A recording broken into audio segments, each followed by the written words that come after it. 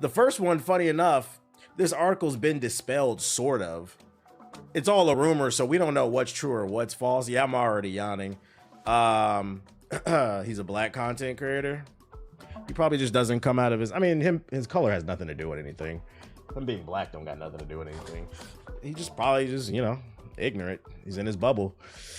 What I find interesting is like people, when they make these comments, they'll never come and talk to me about it or anybody who actually plays games. Nah, gamer subs ain't gonna help me. It's too late to be taking caffeine. Comic convention in my town this weekend. I'll be there. Thanks to you, TBH. Okay.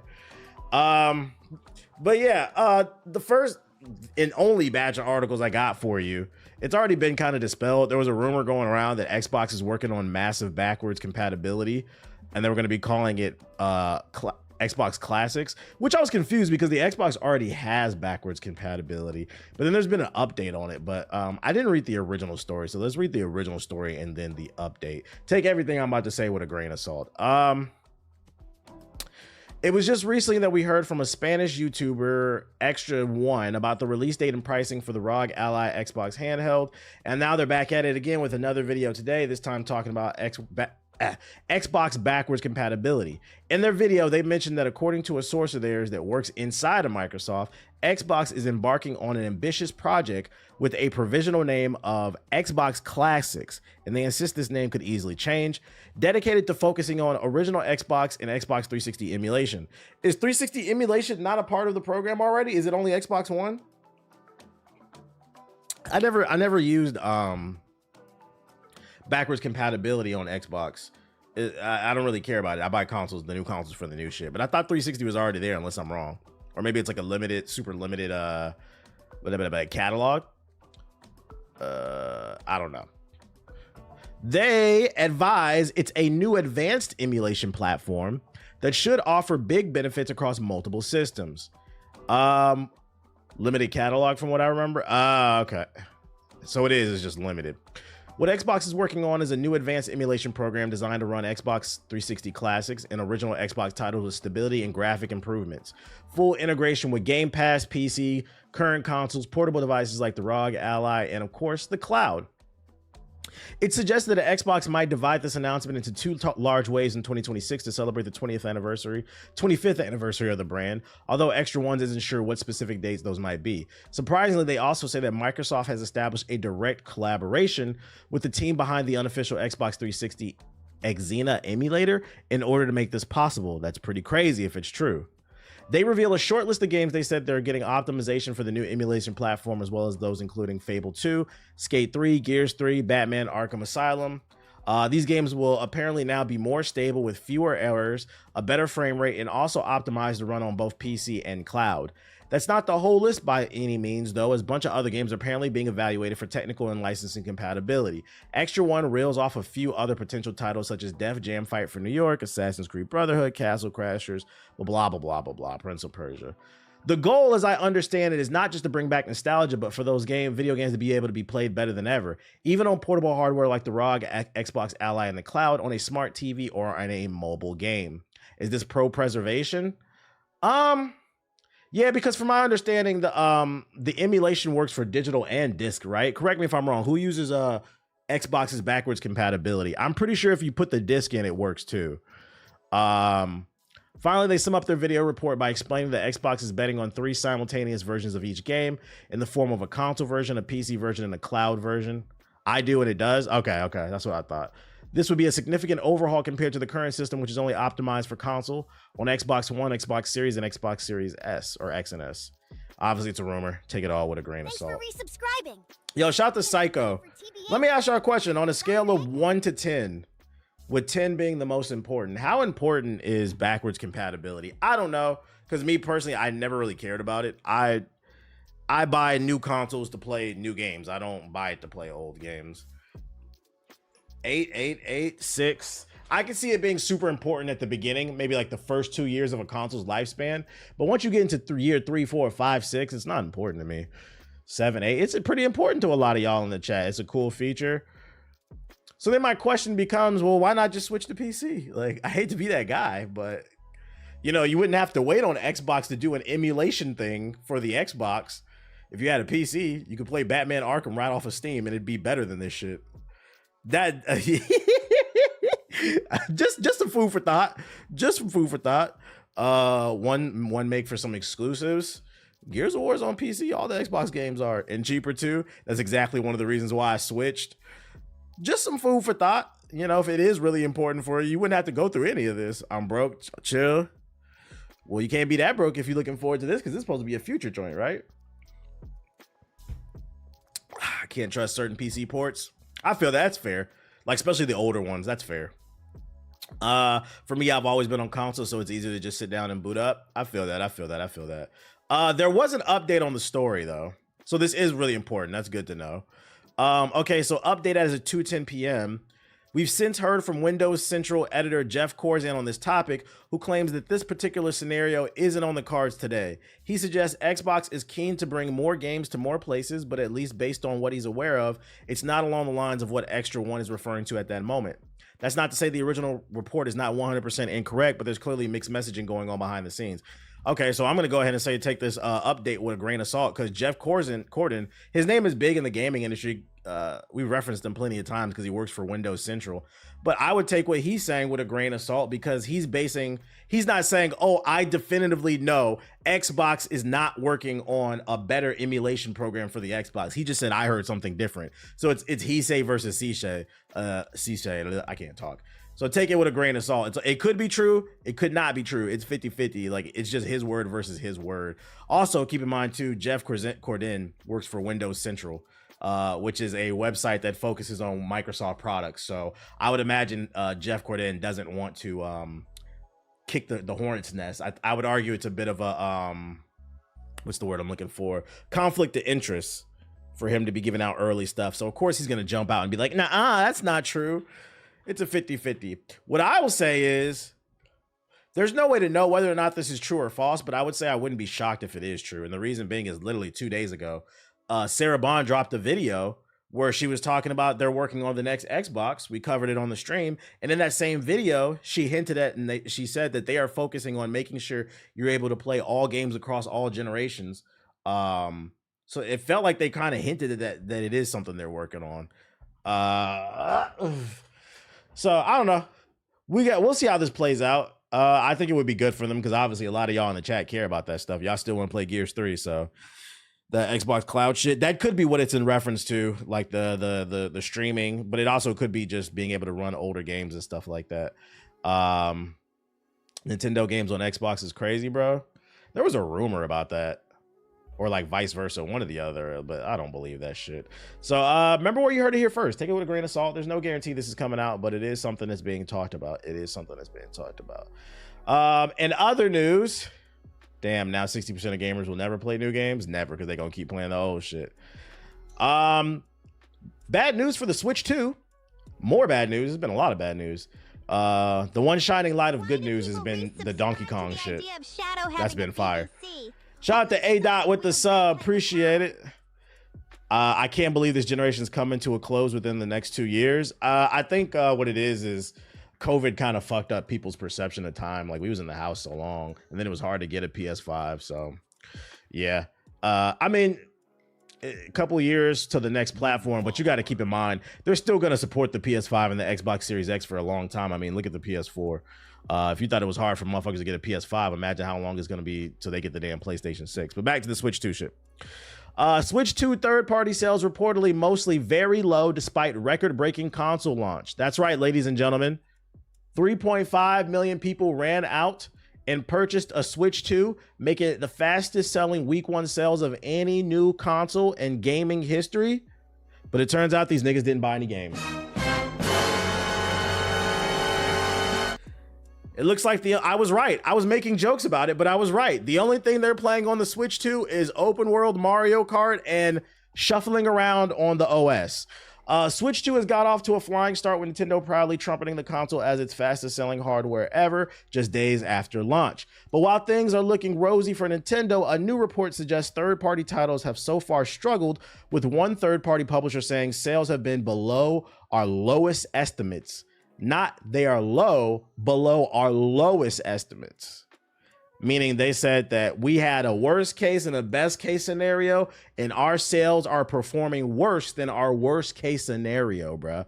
That's according to the game business Chris Dring, who collided some pertinent sales figures surrounding Switch 2's launch in his latest newsletter. The key numbers are that 48% of physical game sales in the UK and 62% of physical games in the US were first-party titles, aka Mario Kart. If Switch 2's Mario Kart World bundle is excluded, but if not, 86% of the Switch 2 physical game sales in the UK were for first-party titles. So the best-selling game is the bundle with Mario Kart and the console. The second best is just Mario Kart by itself. Nintendo, for context, had 3 titles available physically at launch: Mario Kart World, plus 2 Switch editions for The Legend of Zelda Breath of the Wild and Tears of the Kingdom. Oh yeah, no, Tears of the Kingdom sold well too. We covered that yesterday. Which, you know, Tears of the Kingdom is especially weird to me because people said on the internet and bitched and complained that they were charging $70 for an up-res version of Tears of the Kingdom that runs at 60 FPS. Basically the version that should have been there in the first place, and it doesn't include the DLC. And motherfuckers still went out and bought it, and it passed the sales of Expedition 33. What is that about? Fucking frauds, man, frauds. And people be wondering why these companies are so greedy, because people just bend it over and take it, bro. Nintendo whipped that dick over and you niggas bent over. Because, like, come on, no lube. Third parties released a total of 13 physical games. Dring notes Switch 2's figures are an improvement compared to the original Switch's launch, where 89% of the UK physical sales were from first-party games, but adds that most third-party Switch 2 games posted very low numbers. So they're breaking records with Mario Kart first party, but they're not getting anything with the everything else. Despite the availability of some big names, including Civilization 7, Split Fiction, Street Fighter, and Hogwarts Legacy, does not publicly. Oh, well, that's what they're saying. Just the other games. Speaking to the game business, one unnamed third-party publisher painted a bleak picture of its Switch 2 launch date sales, saying that they'd been below our lowest estimates. However, not every third-party release has struggled. Dring says CD Projekt Red's Cyberpunk 2077 was one of the best third-party selling games during the launch. But what does that mean when you're one of the best third-party selling games on a platform where they're not selling any fucking games? It's not hard to be number one. It's like, is that really bragging? Like... So, like, I was joking, like, I'd be facetious, I'd be exaggerating shit, but it turns out I wasn't exaggerating anything. When niggas is not playing naked Mario Kart on that damn $50 webcam, niggas is just shuffling through the Nintendo store. Like, wow, look how much more responsive the thumbsticks and the touchscreen is. That's what they doing with this fucking $400, $500 console. The settings app, they waiting for Donkey Kong, bro. Yeah, changing the date and time. That's their game of the year. You mean they don't want to play Cyberpunk? It doesn't surprise me though, because I mean, it was mostly old third-party games that launched with it. I mean, Cyberpunk came out in 2020.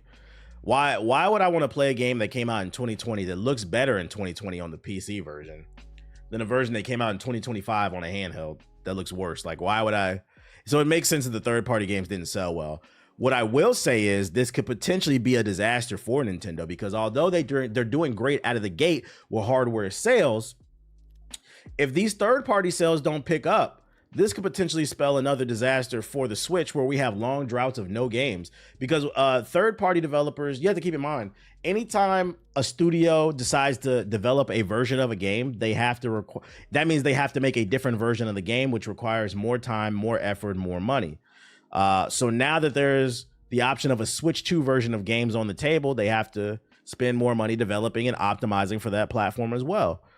If they're not making their money back creating these versions, I wouldn't be surprised if we see low third-party games on the Switch 2, which has always been a notorious problem for Nintendo. Great first-party software, but they've always struggled with getting third-party games on their platforms because Nintendo niggas only want to wear Minish caps and hold Luigi ghost vacuum guns in a damn hand and master swords. They don't really buy third-party games like that.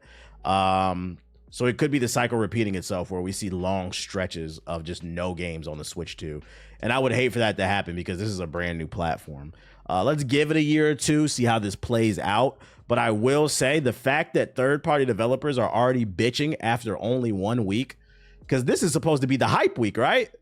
And they're already bitching, ain't nobody buying our games. You got to keep in mind, we talking about multi-million-dollar companies that are spending hundreds of millions, tens of millions on game development just for the PS5, the Xbox, and PC version. Now you asking them to make a Switch 2 version and ain't nobody buying that? Don't be surprised if they pull them games off that Switch 2 like.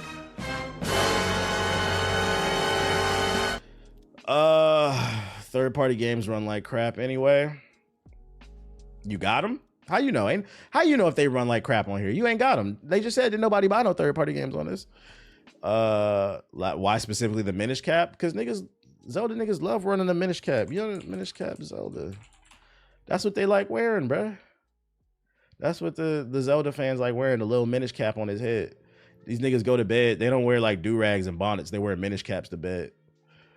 Well, I can't wait to wake up in the morning and go back to playing Tears of the Kingdom. But until then, I'll cry some tears of sleep because I'm a loser. Let me I'll cry for my own kingdom, my home.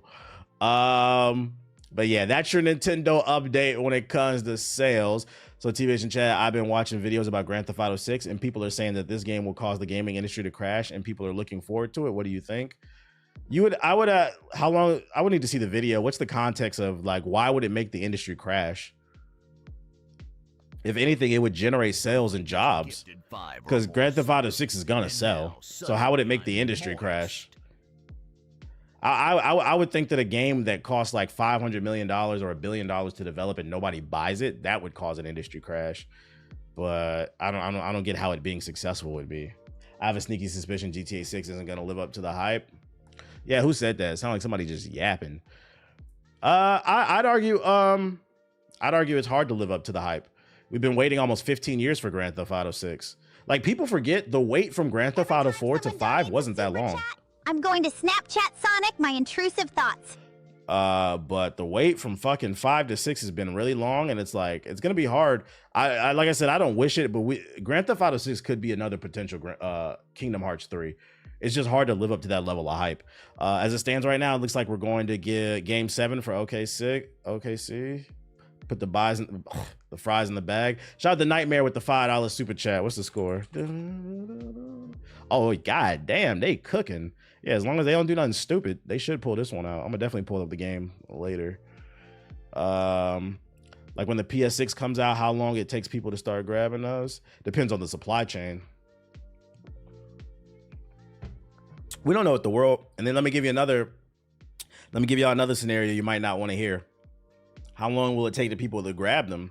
We could have another COVID type situation in 2027, 2028. Not specifically COVID that shuts the world down, but something else, like a world event.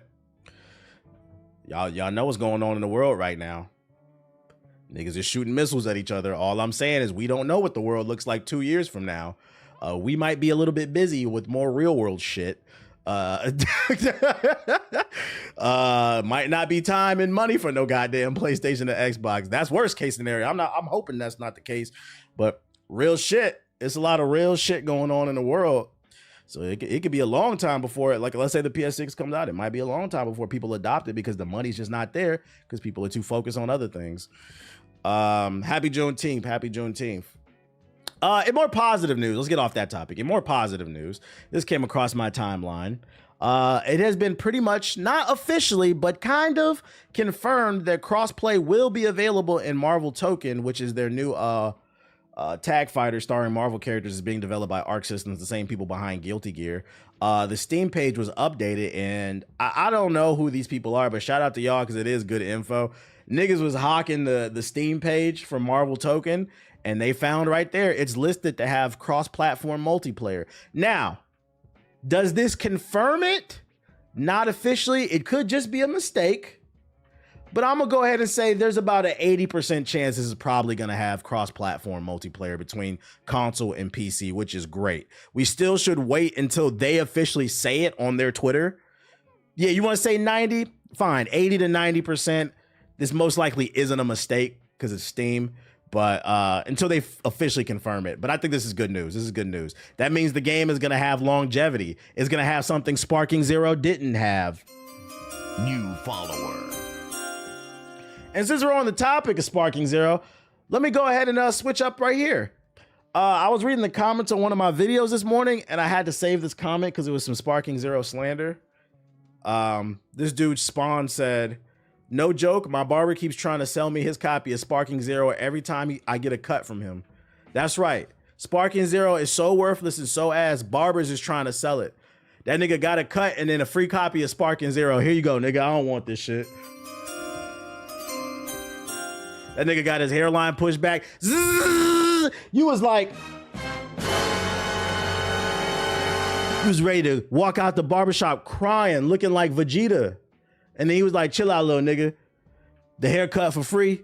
I'm gonna give you a baldy and I'm gonna give you a copy of Sparking Zero. Whack ass game. Fuck that game. But I appreciate that comment. So let me say that so I can cook up again. I'm waging war against the Sparking Zero community. How many of y'all in there still? Sparking Zero, Steam DB. I'm waging war with the Sparking Zero community. All 1,000 of y'all. All 1,000 of y'all still left on the fucking server. Yesterday it was 900. We gonna get you. But yep, cross-platform, most likely coming to Marvel Token. Buy this copy or I'm gonna give you a ball fade.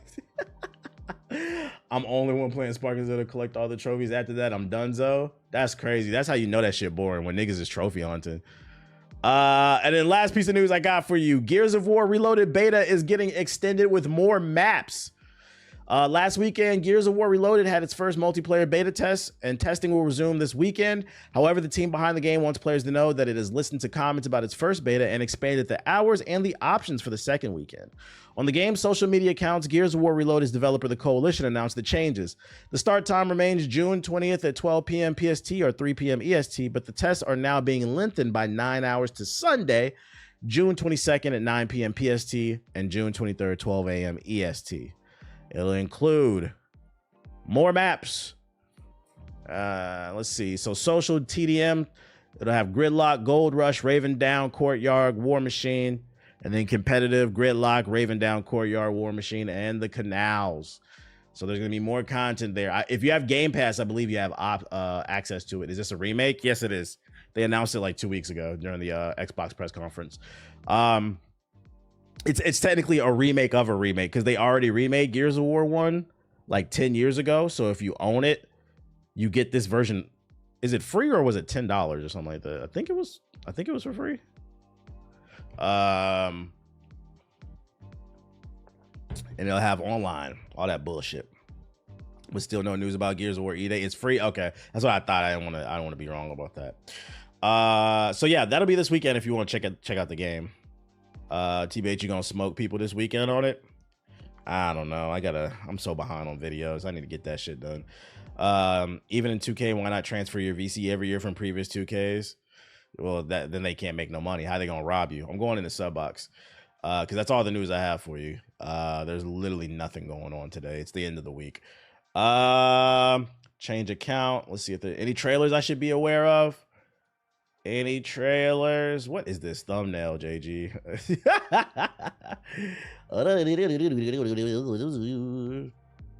Nice of them to send a free code to download Gears Reloaded. Not really. Well, we're just gonna get on the goddamn game. Get on the Omega Redux. So that's just a cinematic trailer. Ark Lost Colony official expansion pass. I didn't even know it was out. Gears of War Reloaded. Dominate multiplayer with these tips from IGN. What kind of tips they got? Mexican Ninja official announcement. Let's go. Mexican Ninja. Tempest Rising official rally and retcon update. What does that mean? Rematches out. Yeah, that shit don't got a crossplay. Amanda the Adventurer #3. What is this thumbnail, bro? Why you release this ashy ass pixelated thumbnail on Juneteenth? That's somehow racist, bro. Couldn't get a high quality thumbnail for the black woman. Okay. Star Overdrive, regards to Fatal Fury series. That game just came and went. Rematch official launch trailer. We know that's already out. I'm glad COD points transfer. I'm glad it's on Game Pass, so I don't gotta worry about it. Yeah, it ain't nothing, bro. It ain't fucking nothing. What's this Mexican Ninja about, though? En a bruised up pueblo, ¡Hola, muchachos! el ninja mascabrón rises. Is he saying racist or rises? The caption says rises, but it sounds like racist.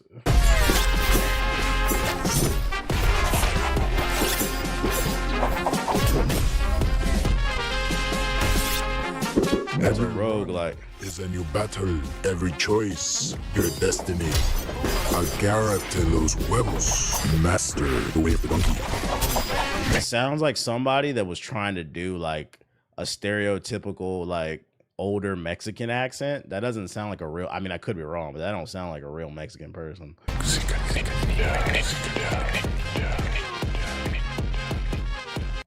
I don't know about that, chat. I don't know about that. Plot twist is a white man. I was like, yeah, it sounds like, you know, Hollywood used to do that shit all the time. Who developed this? I'm pretty sure this is an indie studio. Developed by Mad Bricks. I've never heard of them. I'm pretty sure it's an indie studio. Da da dee da da da da. But TB's there isn't any variety in modern games. Well, I wouldn't play that shit. Gears of War. Let's see what the pro gamers at, for those who've never played Gears, let's see what the pro gamers at IGN have to say on how to get good at the game. I'm gonna put this on 120. Reloaded brings back the original Gears of War, remastered from the ground up, with 4K resolution, 120 frames per second support, and cross-play across more platforms. Hey, I'll tell you this much. When I get on this shit, if you beat me, which is most likely not, I'm still gonna shout host on the mic. This nigga got host. Bro, that shit don't even exist. We on dedicated server. No, he got host. Than ever. And now, PlayStation 5 users can join the fun. Y'all don't know about that shit. Underway. It's time to rev up our chainsaws and get dirty. So whether you're new to the Gears of War franchise or a longtime fan looking to shake off the rust, here are some. That brings back so much memories. Game in Gears of War Reloaded. Bro, we used to get into a war of words over who had hosts because niggas swore they was nice, but then they was hosts. They get off that shit and get mollywopped. Player. The roadie run is a vital mechanic in Gears of War. As unique and nostalgic as it is, it also comes with camera shake by default, which can be distracting and even cause motion sickness. In Gears of War Reloaded, you can turn the camera shake off by that's going to nice. Settings, Game, and then Camera Shake Off. Gears of War is an intense shooter where every bullet counts, so it's smart to reload as tactically as possible. The last thing you want is to run out of ammo in the middle of a Nasher shotgun battle. Your goal should be to always hit the perfect active reload target, as it helps you reload bullets even faster. To active reload, tap the right bumper on controller or the R key on PC. I don't think she know what she talking about, chat. She said it's best to reload always tactically as possible. If you got the time to reload in Gears, you should. And also the active reload is not just for reloading faster. It gives you a power boost. So if you nice at the game, you was always on active reload. I don't know what she talking about. To start the reload, then tap again when the meter hits the white line. Getting this mechanic down and balancing when you reload perfect active reload bullets can pull you ahead in a shootout. Can? It will if you can aim. It will. Aren't just useful in single player, they're a big help in multiplayer too.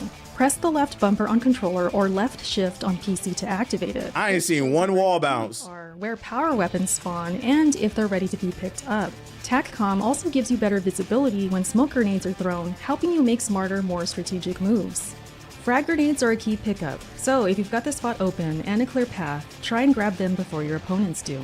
Grenades can be tagged onto opponents for instant kills. If someone tags you, roll toward them and take them out with you. It's a noble sacrifice and I ain't gonna hold you. I don't think she's very good at the game. Like, what the fuck? Why would you put that in? What was you aiming at? Incredibly satisfying.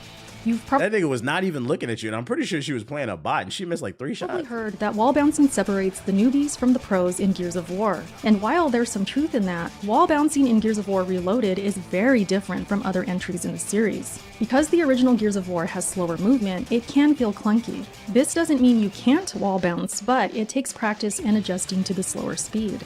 To wall bounce, initiate a slide into a cover wall or object, and just before contact, push your left stick or slide key in the opposite direction, and then slide again, so that you stick to a wall for a split second and then bounce off of it. Nah, OG wall bounces. The game also Yeah, I don't know. Maybe I'm not gonna say I agree or disagree. I don't remember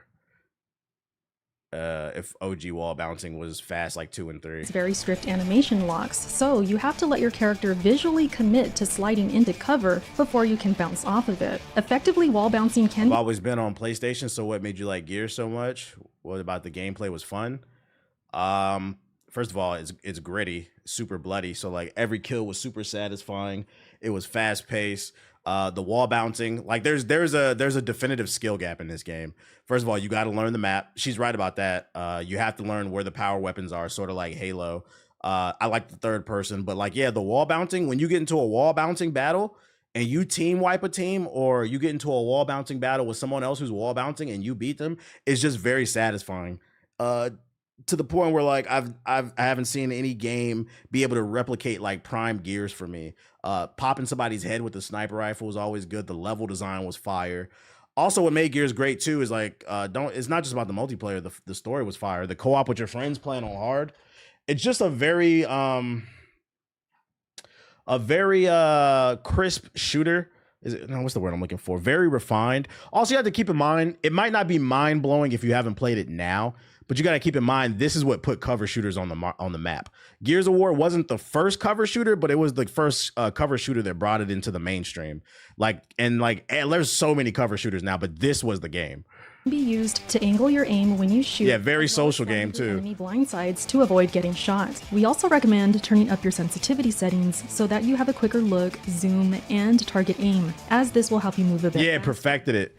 And this is one of those games where like the kills are so satisfying when you play with your friends. The shit talking is through the roof because it is aggravating to have a nigga blow your fucking head off, bruh, or shoot you, or like, oh, so here's another thing. If you've never played Gears before, for all the PlayStation niggas, what people are gonna do is they're gonna hit active reload on the shotgun. They're gonna shoot you in the legs, drop you, and then instead of finishing you off, they're gonna get behind you and they're gonna butt fuck you. And I'm gonna be one of them, nigga. And if they don't, and then here's the even worse one. Let me give you a worse one. What they gonna do? You might get butt fucked. You might get throat fucked, and then also they might throw a smoke grenade down and they might gangbang you, bruh. Like, I'm being 100% real if you never played this shit, bruh. They ain't gonna show this, but that's the culture of the game, bruh. Shot, torque bow, and long shot are highly sought after, so be ready to fight for them or be forced to fight against. Like right there, like you saw how the dude, hold on, let me see. Be ready to fight for them. So right there, when somebody downs you, if the close is clear, they're gonna throw a grenade down and you're gonna get group fucked. Like, you're gonna see what again. I might have to pop out this weekend and see if I still got it. I might have to. Forced to fight against them. This game is very toxic, bro. Most players rush to power weapon spawns. If you can, work with your team to secure them. Offer cover fire for teammates trying to pick them up, and use smoke grenades for added protection. Communicate and mark enemies who grab power. Once they added the human shields, it got worse. Yep. Respond. A good tactic is to swap to a different weapon if you have. Like I remember, was it Gears 2 or 3 where you could pick somebody up and use them as a meat shield? You could then your teammate would come over and pistol whip the nigga while we beat your ass in the corner. That shit was fucking funny, bro. Equipped just before death, so the enemy team cannot steal it from your corpse. While the Lancer, pistol, and power weapons are great at range, Gears of War is built around close quarters combat. That's where the Gnasher shotgun shines, as it's the most reliable and most used weapon in multiplayer. Gears of War Reloaded uses the original Gears 1 Gnasher. That is true. Most people, so if you've never played Gears before, the PlayStation niggas, it really is a shotgun focused game, but I'm not gonna lie to you. If your goal is just to win, don't be afraid to use the Lancer. The Lancer is viable, especially if you have somebody running down on a straight lane on you and he's trying to get into a shotgun battle. Just mow his ass down, bruh, and then chop him up. Formula. Can we pull up clips? Nah, this game was popular when I was in high school. There wasn't no Elgatos or Ava immediate capture cards back then. And then we played this shit for the love of the game, bro. Of the screen rather than the barrel. Wall bouncing into a chainsaw facts. So line up enemies in the center of your screen, slightly to the right of the shotgun barrel. Hip firing and cover shooting are key, but don't forget to aim down sights when there's a bit of distance. You'll land more precise shots that way. Gears of War is packed with audio cues. Shout out to Slowbot with the sub. Keep an ear out for grenades being thrown, enemy callouts and footsteps, and even grunts when enemies are injured and near death. Use these cues to make quick decisions. Like Gridlock right here is one of the greatest multiplayer maps of all time. It's up there with like Blood Gulch to me. Important as your eyes. Being aware of enemy movement is crucial, and that includes knowing when spawns swap. The game will alert you with on-screen text and a sound cue. This is your warning to prepare for flank attacks or to plan a surprise of your own. Each player gets spawn protection, my favorite was Blood but Drive. It only lasts for a few seconds. If you're new to Gears of War and find yourself dying a lot, try slowing things down and playing. Yeah, they're coming out with a new Gears E-Day. It's supposed to come out in 2026 though. And you won't always win just by shooting first. Gears is a cover-based shooter where positioning and teamwork matter more than raw speed. If kills are hard to come by, focus on being a strong teammate, mark enemies, communicate with your squad, and attack together. Coordinated pushes can overwhelm even experienced players. I mean, yeah, that's true if you a pussy. I ain't gonna lie. You should coordinate with your team and shit like that, especially if you down. But I'm not gonna lie, Gears of War is a glory game, bro. Fuck all that teamwork shit. I'm trying to pull up and air a whole fucking team out with the Nasher, dog. I'm trying to win a 1v3. Fuck all that teamwork shit. Remember, they may have been playing for years. Take your time, play smart, and most importantly, have fun. And those were that's what people used to do right there too. I remember. So like when you would down somebody, you also have the option to stomp their head off. So what people would do is they would press X to activate the animation, and then you spin the analog stick and you'll do a 360 and then you land on their head so you can get 360 no scope stomp the fuck out. And that shit was funny too. Take your time, play smart, and most importantly, have fun. And those were just a few beginner's tips to get you started outright in Gears of War Reloaded multiplayer. Thanks. I've seen some crazy team wipes, especially from skill wall bouncers. I got a crazy team wipe on the last Gears that came out. What was it, Gears 5? I remember the whole team died, and I got a team wipe by myself off wall bouncing with the shotgun. I remember the chat was going crazy. I was like, I told you I was good at this game, but I'm not gonna lie, it's been a while. When did Gears 5? I don't know if I'm good at this game anymore. It could be like Smash Bros. I just need a couple games to get that feeling back. But I don't know. Maybe I'll stream for like 2 or 3 hours, just hop on it and see how it feels. Is there skill-based matchmaking? I don't think there was. That was the Xbox 360 era. I think it was just get on there and play. I don't remember there being no skill-based matchmaking. Yeah, I'm coming to wipe some lobbies, bro. And it's gonna be fun too, because it's gonna be PS5 niggas on there. There's gonna be a lot of Christmas noobs, so motherfuckers gonna get they shit mollywopped, bro. And what made another reason that made Gears fun, I hope they keep it in the remaster. They have team chat, but then you could also talk to the other team, but you could only talk to them in between rounds. So like it would be if you're playing TDM, I think it was either 4v4 or 5v5. Once you wipe the team, it goes to like, I think like whoever gets to the first 6 rounds or something like that. It's like 10 seconds in between rounds. Niggas would just be yelling at each other in between the fucking rounds, being mad, toxic, talking shit. That shit was fucking great, bro. That shit was toxic, man. That was back when like I remember I played my high school principal in that shit. I used to talk shit to him in that shit. Gears montages used to be goated. Facts. As much as I would like that, they're not gonna have it. Man, they better keep it in the fucking game. Like Search and Destroy. Yeah, kind of like Search and Destroy with Call of Duty. That's all I got in terms of news, though. So we want to hop on this expedition and put in some pain. You saw Blade woke up for Juneteenth. Yeah, I seen that. Hold on. Yeah, let me pull that up real quick. We can talk about that real quick. I retweeted it. Let me see. Yeah, so in Marvel Rivals, Blade has been asleep on the fucking map. First of all, he was asleep. No, first they had him in chains when he first appeared. When he got freed at the end of the season, he was asleep. They woke him up today on Juneteenth. So then people are cracking up like, oh wow. So like remember like a couple months ago, I said I find that very strange that they put him in chains during what was like Black History Month or some shit like that. Now during Juneteenth he free. Okay. I know this is a Chinese made game, but Google is free. They know what they doing, bro. They know what they doing. But yeah, that was that. I'm gonna go